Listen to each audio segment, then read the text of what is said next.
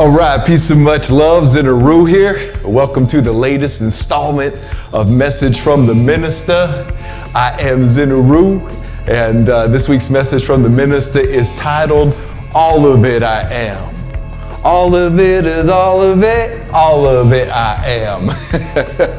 Yo, all of it I am. All of it I am. All of it is all of it I am. I want you to feel that for a moment, because there's an abstract way of speaking as MCs that we have. And so when I say all of it I am, it triggers certain word patterns and sound vibrations in the listener. And then we're going to each interpret it that way. However, there will be a new interpretation for you by the end of the night. God willing, God willing. Want to welcome you all here. Thank you, everybody who's here. It's good to see you all here across all time and space. There is no time and space when we're speaking in this place. We are here in spirit together, no matter how far forward in the future you may be, 100, 200, 500 years from now. Or no matter where you are on this earth, 500, 1,000, 10,000 miles away. We are all in this space in spirit right here and right now. And so is Missy the cat. We'll see how she does this week. Apparently last week I had some crackling on my microphone. Hopefully that's fixed this week. I checked the plugs, I checked everything, and there's no chew marks on it. So, hopefully it wasn't but she was playing with it last week down here, so I think something just got knocked loose.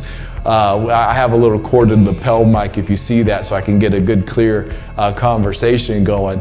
And so she was playing with it last week, like right off the bat, batting it around. So this week she's staying clear. She's maturing each week. All of it I am. That is the message from the Minister this week. And different than most weeks where I come in and I've got notes and I've got a designated reading that I want to read from, and have the dictionary definitions, and we go through the etymology of words, or we just go through what the different meanings of words. This week's a little different because this week's going to be one of those weeks where I just want to speak from the heart for a little bit. I don't really have a plan or I have an aim. I definitely have an aim, or I wouldn't have titled this as it was titled. There is an aim. I am mean to a certain space. But I'm also freestyling with God in this way. And, all week long while I was thinking about what is the message from the Minister going to be this week, I just kept having this piece around, let's just freestyle it this week. And the title came to me earlier today. Actually, when I woke up this morning, I heard it in my head. And so I've been meditating on that today, kind of as my heart meditation. And the reason I wanted to kind of go, raw from the heart this week is because I experienced a loss this week. Our family experienced a loss. And by our family, I would say I live with my folks. I live with my parents, and my dad's got advanced Alzheimer's. And so my mom and myself take care of him. He can't walk anymore. He just needs help doing everything. And, it's a job and it's a duty, But so we had this dog named Todd. Great dog for the last 14 years. And he's been my parents' dog, but I've lived next to them, with them, far away, whatever it is. He's always been my dude, that's been my bro right there. And, at 14 years old, he finally got sick, and he passed away this week, and he had a great dog life. And whenever a family member leaves us, there's some grief, there's some sorrow, there's, some excitement, because, where does this being go next? And it's given me a lot of contemplation this week. It's just about life and so-called death. Life and so-called death. Because we're all of it. When we experience life, we're experiencing everything, because we are really, literally all interconnected, vibrationally, frequency, spiritually. We breathe the same consciousness air in and out. And so who we are with one another and the way that we see the world can seem contradictory, because we say, I believe it should be this way. This is how things should go. And then it doesn't go that way. It goes all these other ways and all these, or we grow up with certain ideals and beliefs, and these are my ideals and these are my beliefs. And then they start getting challenged, and then you find out certain ideals and certain beliefs that you may have had didn't work in the challenging situation, so we got to recalibrate. We've got to rediscover who we are and what our nature is for our growth, for our evolution. And that's what life is about. That's why I say all of it I am. This suffering in the world, I'm all of that. I can't tune out and be a sociopath or a psychopath or a narcissist and watch other people suffering and not join in on the suffering, but try to lend a helping hand. Try to ease that suffering, And I got that lesson. I was thinking about Todd this week and like how intuitive a good dog is, And I was thinking back to him, and like when people in the family get sad, right? And this dog would come up and he'd put his head on you, and he'd look at you with his little brown eyes, and he'd be up there wanting pets, but he would transfer loving energy, and he'd be like, "Yo, I got you. Why are you sad? Are you feeling okay?" And he was intuitive that way. And if we were excited, he'd get excited. And I noticed that it was never just like one way, because dogs are very conscious beings. I noticed that, sometimes if somebody's sad, he'll be like, "Don't be so sad. Let's go play. Let's do it. Let's get up and get out." And, in psychology, they call those pattern interrupts. But a dog is a master of pattern interrupt. Dogs don't, I've seen dogs get depressed in my lifetime, but Todd didn't allow himself to get depressed, because if he was in a funk, he would give himself a pattern interrupt. Now, a dog doesn't have that. That's part of his nature. Pattern interrupt, the cat playing with her ball. I don't know if you guys can hear that through here. But yeah, there's a thing called a pattern interrupt. And Todd was a master of this, because sometimes, he'd just want to give you the love and give the pets. And other times he'd be like, "Yo, cheer up, let's do this." And, he was always wanting to play and always wanting to give of himself and receive too at the same time. I was thinking this week too about those pattern interrupts that we experience in the day, and sometimes we're like, we get syncopated into a certain way I'm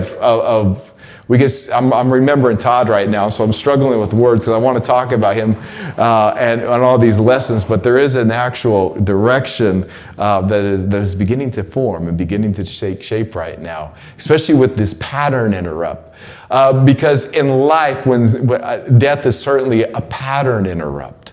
And what I mean by that is, in psychology, if we find ourselves, our brain is syncopated into a certain day-to-day routine or a certain way of thinking or even a certain way of feeling, that we give ourselves what's called a pattern interrupt, or we give somebody else what's called a pattern interrupt, and it breaks their pattern and gives them a chance to syncopate back into maybe a healthier rhythm or a more playful rhythm or whatever that rhythm is going to be.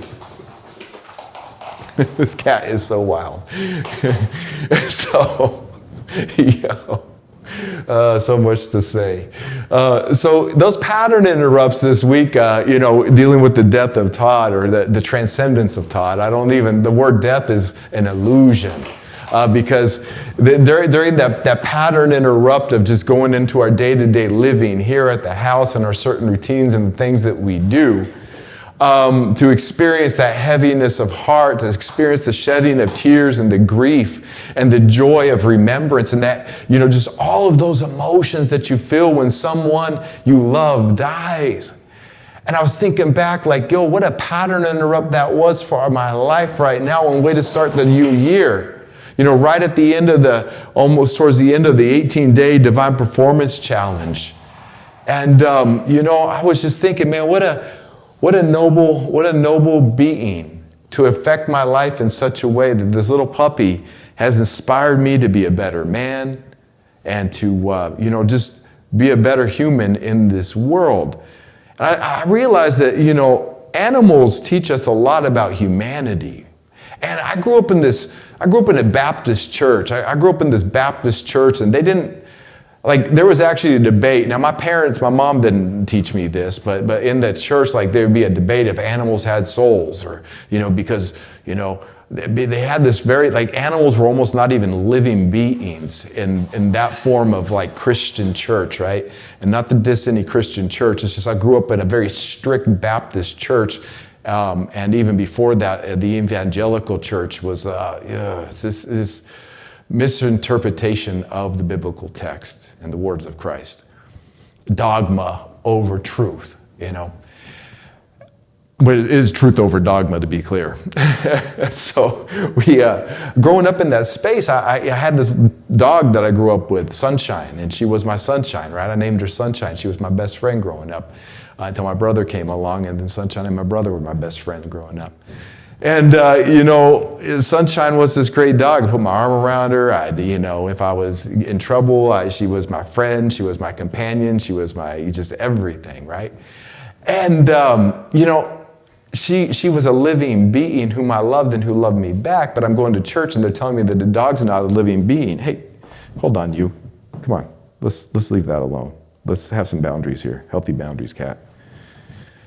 Okay, so I have this dog, right? And I know this dog and I love this dog and I feel this dog's soul, the soul of this dog, and this dog is, interacting with me as a kid. And then to hear, these certain people in the churches who are supposed to be spiritual leaders saying that animals don't have a soul and there's no afterlife for an animal, that's just reserved for humanity.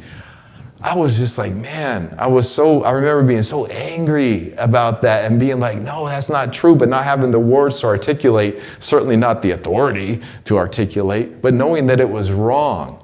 And then growing up and actually hearing debates between people, as I got older, 12, 13 years old, until I was just finally old enough to say, that's BS. Like an animal has a soul, a dog has a soul. And, that's because as I started studying the Tao and I started studying martial arts and I started studying Native American wisdom and hearing about spirit animals and the animal kingdom and the dog tribe and I was just like, wow, this is amazing, because that's how I felt as a little kid. I already inherently knew that my dog Sunshine had a soul.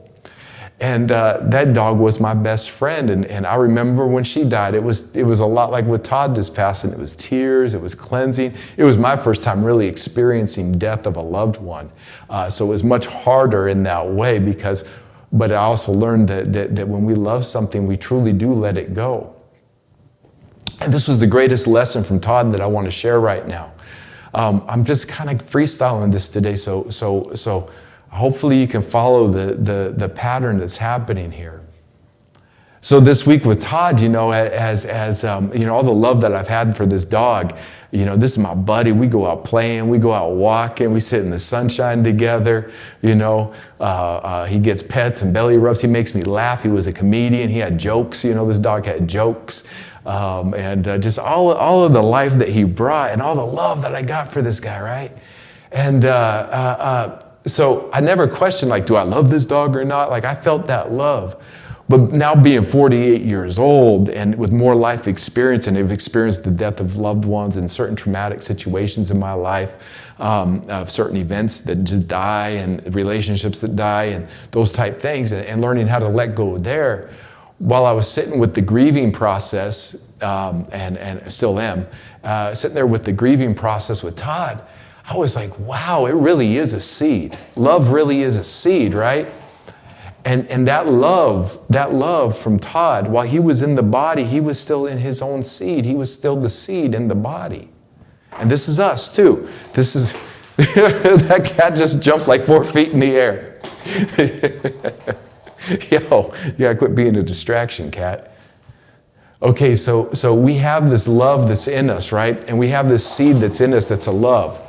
And then when like Todd, he was in his seed. He was in his shell, his body that we called Todd the dog. When he left that body, his love was burst forth from the seed. His love sprouted through the ground. And not just his love, but his love itself. Love itself. Because who does love belong to? When we say my love, your love, who does love belong to? Like, how does one own love? How does,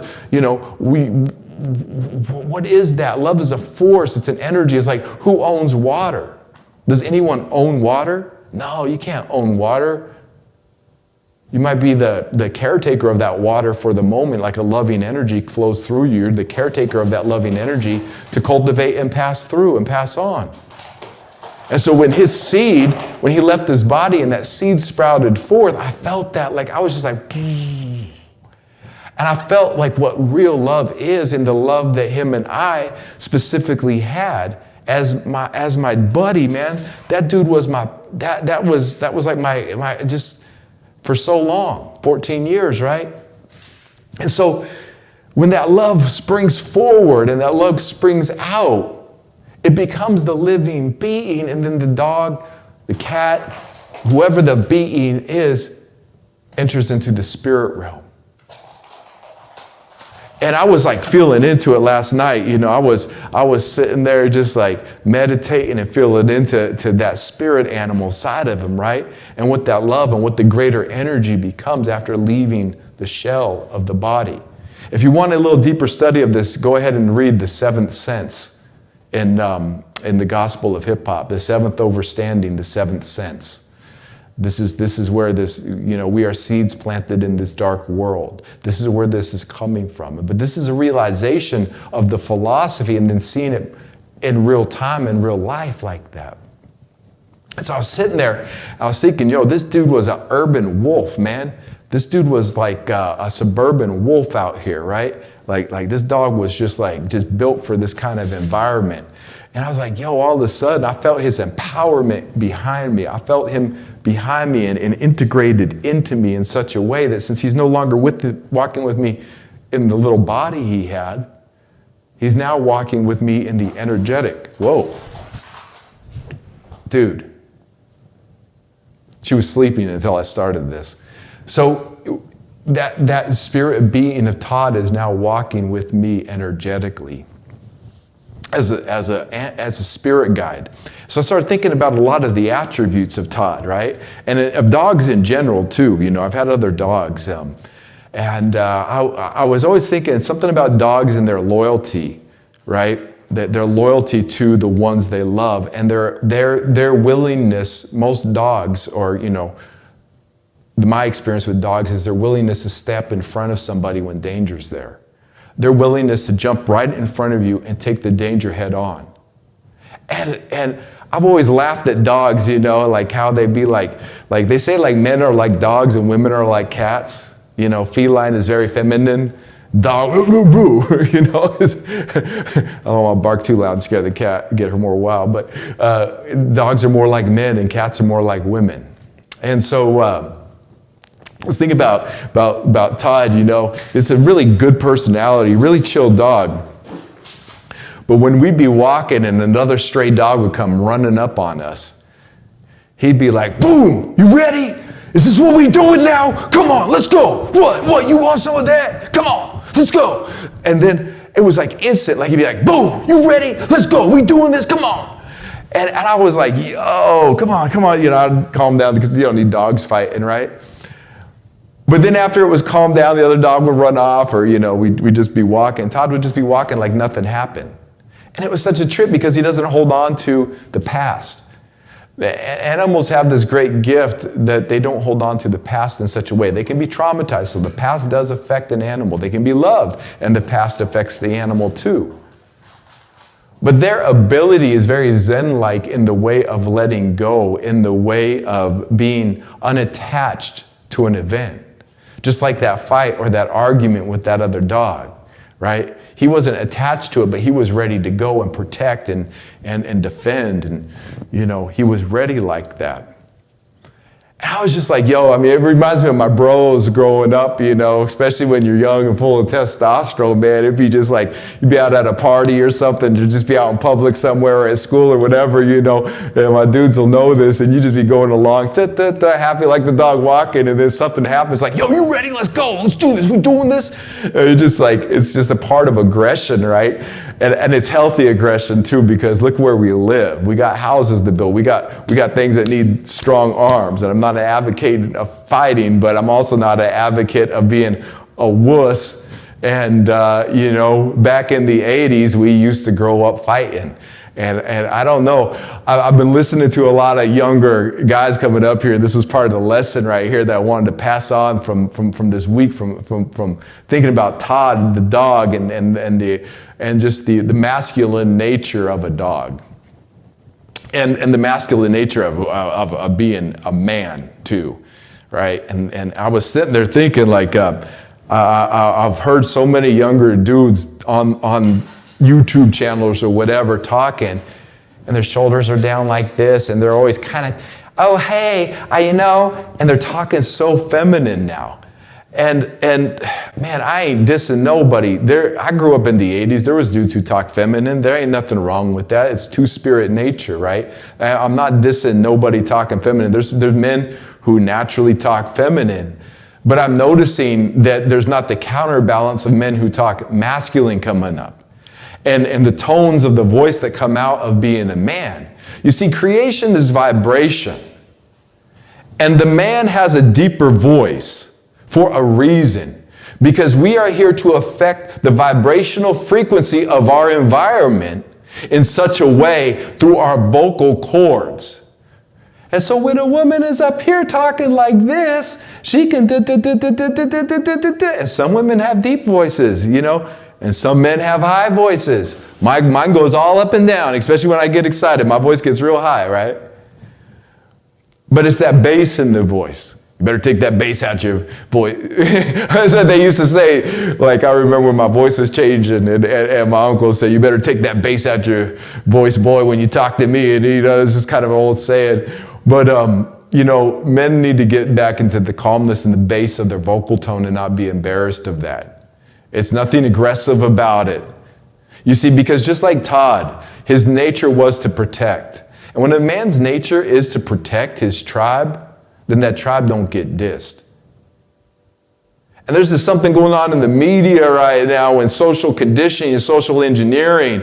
They're trying to cut the balls off of every man. Why?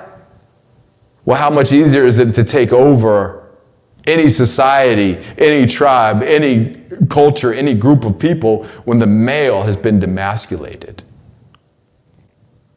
How much easier is it for that, right?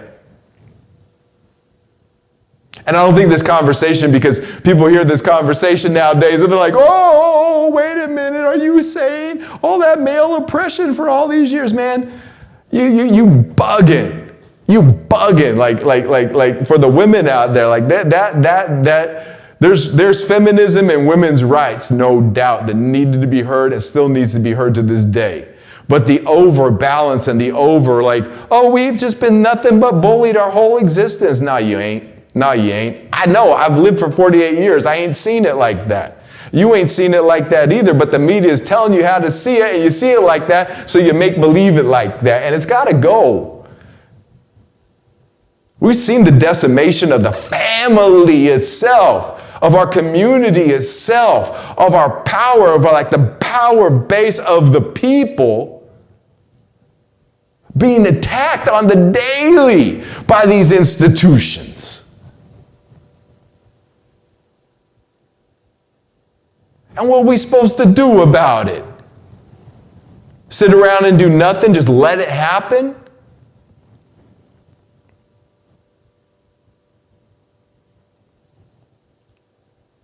I mean, the older that you get, you're going to start realizing that there are some really stupid ideas that the media is giving you that you may be believing right now, and you got to get out of it. I'm meeting too many young men who are whiny. Like, we wasn't allowed to be whiny, and I'm glad. Oh, you didn't get to express your feelings. Yeah, I did. Back in the 80s and 90s. But stuff got done when there wasn't so many dudes walking around afraid to be dudes, afraid to be men, afraid to be masculine. And I hear this constant, I don't know, what do I do? And I couldn't even explain to you 20 years ago. 25 years ago, if you tried to get a job or tried to do anything with that kind of attitude as a man, you ain't getting no job and you getting fired quick. And you ain't going to have no girlfriend, and you ain't going to really have much but your video games. So I ain't dissing nobody, man. I ain't dissing nobody, but like you younger dudes, man, need to step up your game and get in your masculine empowerment and learn what that means.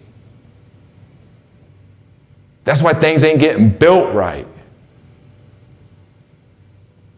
Because something happened, and I don't know what it is. Now, I'm not saying it happened to everybody, because there's plenty of young men who are masculine out there. You may be one of them. And this is for you to reinforce that within you, that, you're doing it right.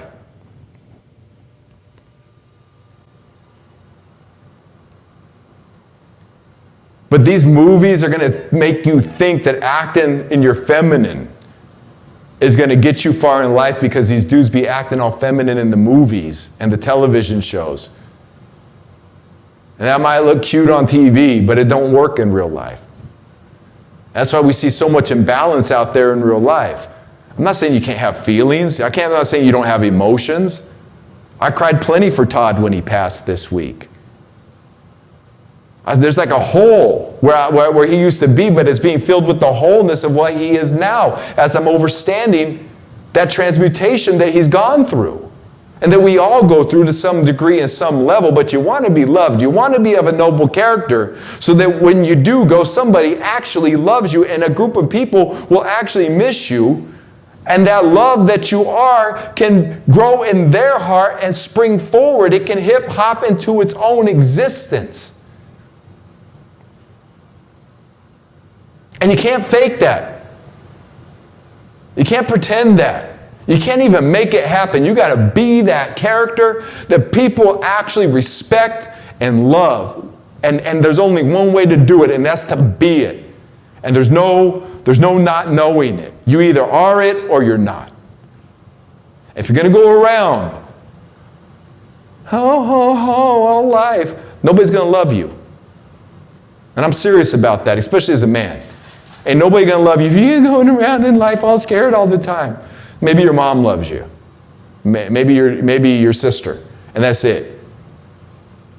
And that might be good enough. I'm not here to judge. But what I'm saying, for our community, and when we talk about ancestors and life, you want your character to be of such a value that when those people that are in your life that you're affecting and they're affecting you, that when they go, you have enough love in your heart for them that they have the ability to spring forward and resonate out through the Spirit. It's like a speaker.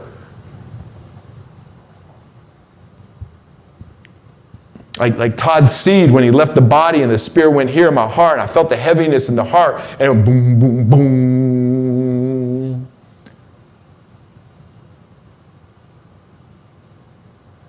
All life like that is sacred in that way. And if we take it sacred, and if we take what that is, and we take that special meaning, we take that special purpose, and we take the reason why we were born.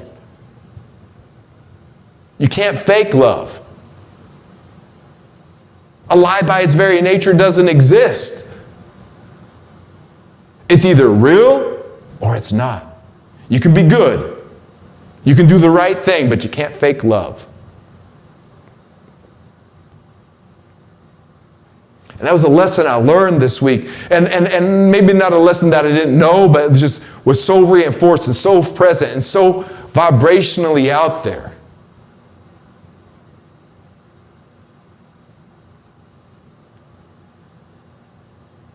That's why I say, let us start considering now our impact on others.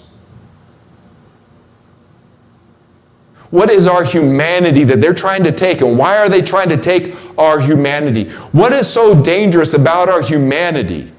Does the so-called elite, the so-called new world, the so-called media, the so-called, great reset, whatever this disgusting little thing they're trying to do is, by taking our humanity from us, why are they doing that? Why? I'll tell you the ultimate reason why. Because God wants us to realize what our humanity is and the value of our humanity. So he's allowing an outside force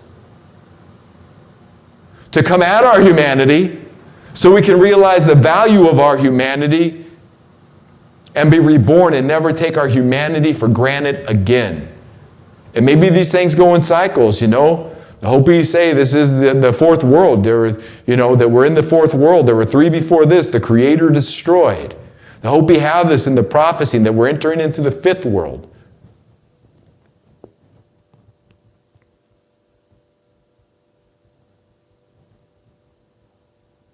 But do we really need the Creator to destroy humanity and start over because we've lost our humanity? So humanity is not even destroyed. It wasn't humanity that got destroyed. It was a bunch of empty vessels that got destroyed in the flood or whatever the other cataclysms were. It was empty vessels. Maybe there was an attack, I don't know. That gets into other things.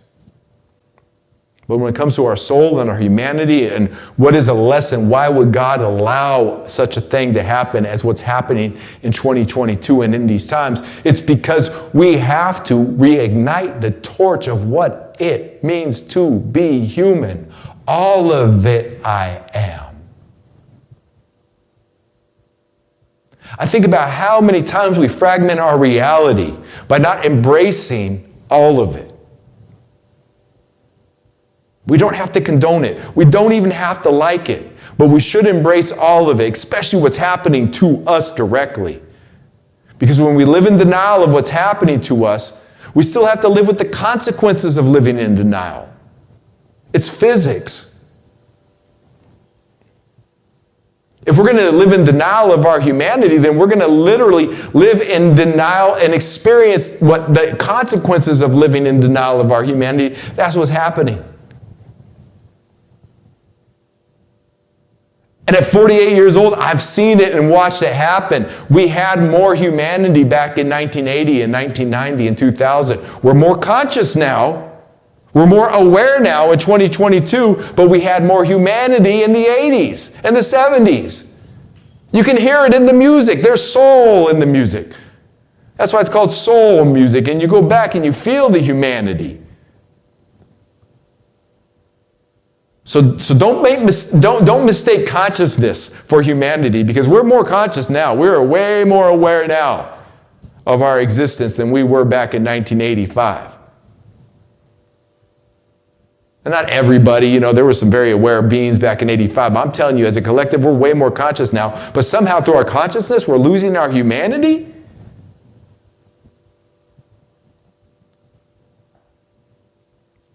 I just saw an ad for some new techno thing called Omen, some new Intel processor, something or other. And they were like, transcend your humanity.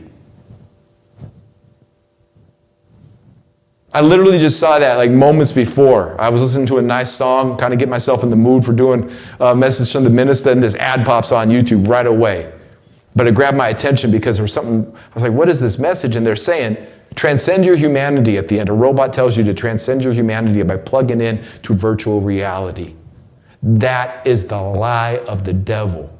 That is the greatest lie that you should see. The AI is here to deceive. You best believe that that is a path to hell. Plugging your soul into a computer is incompatible.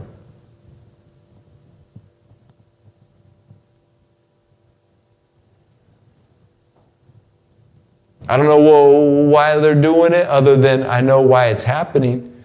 Because our humanity is being challenged right now. And we must rise up to the soul force of our humanity. This man's humanity. This man's humanity. This man's humanity. This man's humanity. This man's humanity.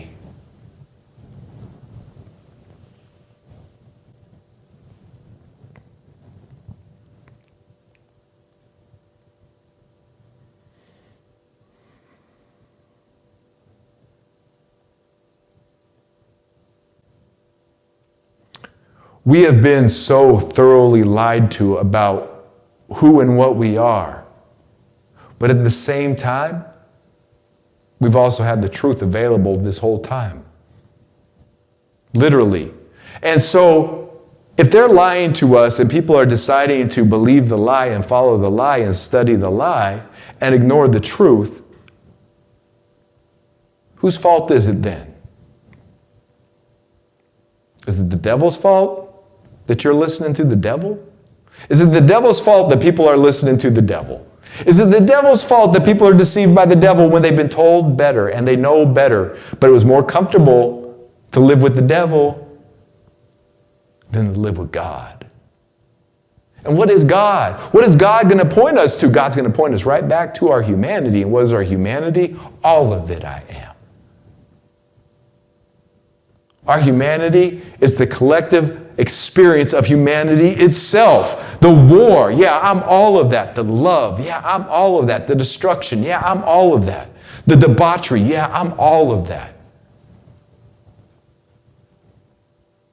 The joy, yeah, I'm all of that. The experience, yeah, I'm all of that. The evolution of the soul, I'm all of that. All of it I am. What happens when we embrace that, all of it that's happening to us, and we don't try and push it away by embracing it, we have the power to change it, transmute it, and repurpose it, recreate it. This is hip hop. This is the site of hip hop. This is the consciousness of hip hop. Oh, the suffering, the sadness from Todd, man. Let's transmute this into what it was really meant to be for. Boo! Love. The frequency of love. The frequency of the nobility. The frequency of loyalty. The frequency of protection. The frequency of masculinity. The frequency of a friend.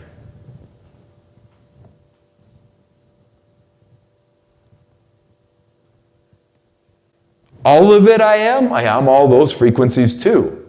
And so if a disharmonious frequency comes into me and I say all of it I am, this frequency is in me now. I didn't have any choice about it, it hit me. So now let me transmute that frequency back into something of the wholeness itself, and something that we say, you know what? This frequency is right, that frequency is wrong, because there is a right and wrong. Instead of going good versus evil all the time. No, right and wrong. There's some things are right and some things are wrong. Do what's right. Somebody hits you with the anger, instead of going out and expressing that anger and hitting somebody else, transmute that. Turn it into justice. Turn it into truth. Turn it into empowerment. Turn it into a moment of teaching. Transmute that. I'm not saying let nobody beat on you either. Somebody sock you up, you need to sock them back and stop that attack. You don't need to be getting beat up for nobody or for no reason.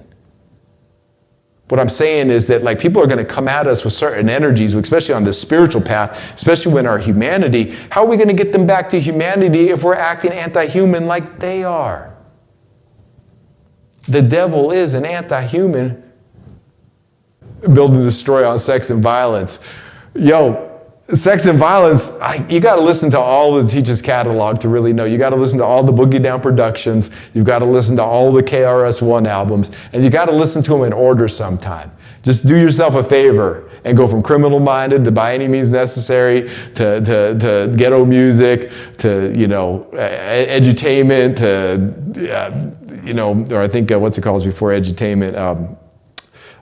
Sex and Violence. You got to just go in order of those BDP albums and then go to the KRS albums and go in order and watch the evolution of the artist, and the evolution of the art, but watch the similarities in it too, the things that don't change.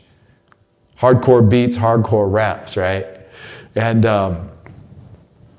the devil is anti-human, so who the hell are you? He asked I won't get into the battle when he was battling X-Clan back then. You can go do the study and the research there on on YouTube. You can educate yourself. But, the devil is anti-human. And we're not. We're human. We're humanity itself. So there's this being, this force that's going around being anti-human that hates humanity because it's jealousy. And that ain't our problem that you don't like us, devil. It ain't my problem you don't like me, but you're making it my problem by your actions imposing upon me and stepping my boundaries now. And I'm like, Todd, like, yo, you ready to go? Let's do this. You know? That's the attitude to have. And you'll see that the devil is a coward and runs away all the time. When you're ready to fight, the devil can't fight, as Prince said. People are all mystified by the devil. The devil is a liar and a deceiver because the devil can't fight. The devil's got to convince you to hurt yourself. No human being would hurt themselves or be convinced to hurt themselves. So let's return to our humanity. Men, let's return to our masculinity, the balance of masculinity. What is the balance of masculinity? Being unperturbable. Don't jump into your emotions and get into your feelings. No, situations require that like you be unperturbed. That you look at it with the logic and the reason and you say, yo, I'm focused. This is what needs to happen right now in this event. This is what we're doing. And you take that. Be the pillar. Be the phallic, you know. Be that. Be the strong masculine. There's nothing wrong with that.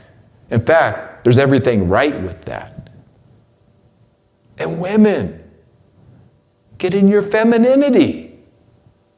They're trying to convince women that the only way to be equal with men is to become men themselves and act like men themselves. Tell me that's not the most fascist, hypocritical thing you've ever heard. You mean to tell me that some lady is going to tell a woman you've got to be like a man and show him who's boss and do this and do that and you got to be like a man to free that don't even make sense. No, embrace that divine femininity.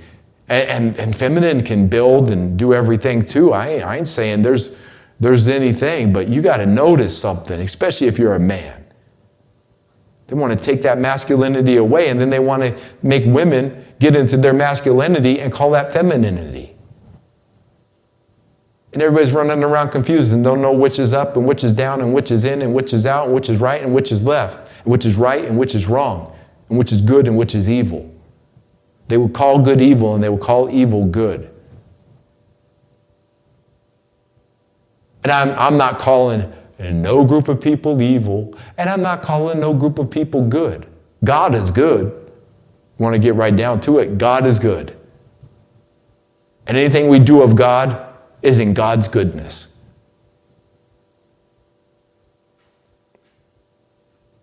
But my brothers, man, come on, you know what it is. Let it out. Let it be felt. And people are laughing because back in the 80s, there was a lot of femininity going around too for the man. Like I said, I'm not dissing it. Everybody has their free right to choose what they do as long as it don't hurt nobody else. I'm just saying this, that in 2022, it's okay to be a man and to be in your masculinity. You don't got to make no apologies for that. You don't got to make no excuses for that. You certainly don't need to be ashamed of that and move forward in that. And I learned that lesson from Todd. I mean, I've been learning this lesson from a while, but it was so interesting that was the lesson from Todd, one of the many lessons this week. Now let's just close and talk about love for a moment again. Because I want to get back to the importance of that seed and that impact that we make on people. When people can trust you to help calm a situation, help enhance a situation to its goodness, and a job well done or a work well done or a vision completed, love will grow, love will bloom because respect is there. Love requires respect. Love requires accountability. Love requires loyalty. So when we talk about love, we're not talking about love, love, love. No, we're talking about accountability. We're talking about loyalty. We're talking about protection. We're talking about growth. We're talking about peace. We're talking about character.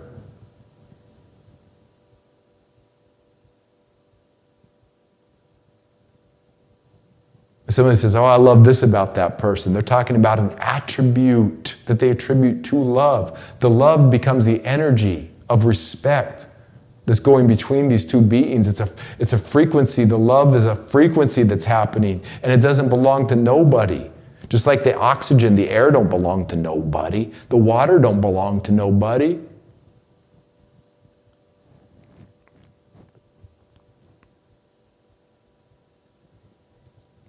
This life, we're going to experience loss in this life. It makes us stronger. We're going to experience pain and suffering in this life, and it's going to make us stronger. And we've seen enough people get taken out who it didn't make stronger. That's just the nature of this place that we're in.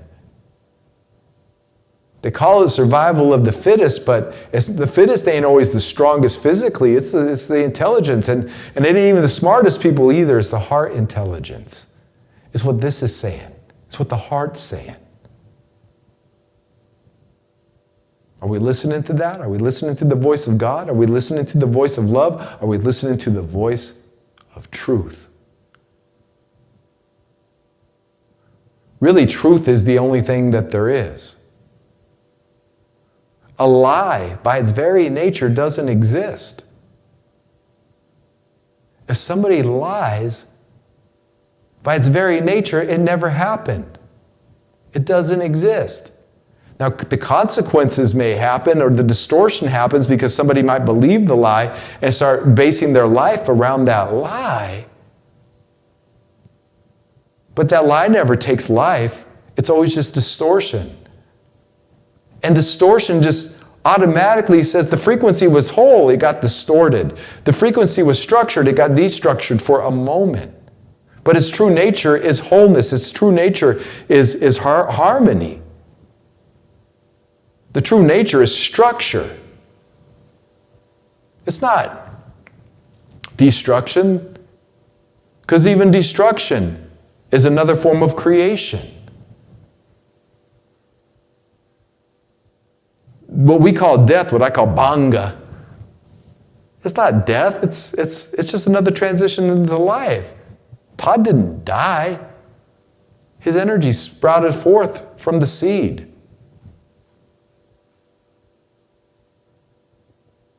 He's living now. And the ones that you love, the ones that you really love and feel in your heart that may not be here anymore, oh, tune back into them. They're alive and they're with you. They're helping you, they're guiding you, they're protecting you, they're watching over you.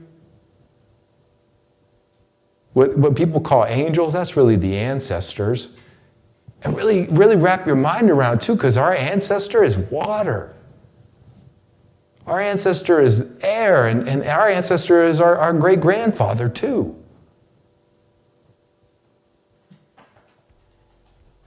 Let's tune back into our natural harmonic frequency of love. But not the love that they're selling us. Truth. Let's say this. Let's tune back into our natural frequency of truth.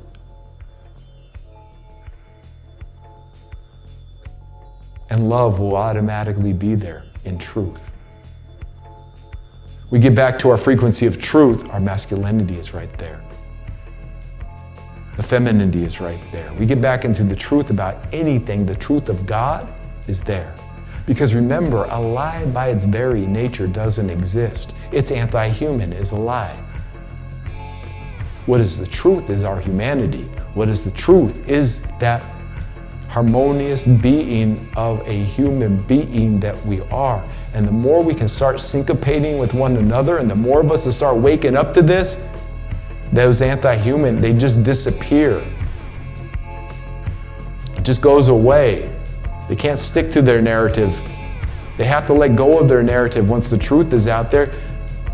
When the sunlight is out shining, you don't block the sun. As much as Bill Gates thinks he's gonna block the sun, Bill Gates thinks he's Mr. Burns now. It's crazy. You'll never block the sun.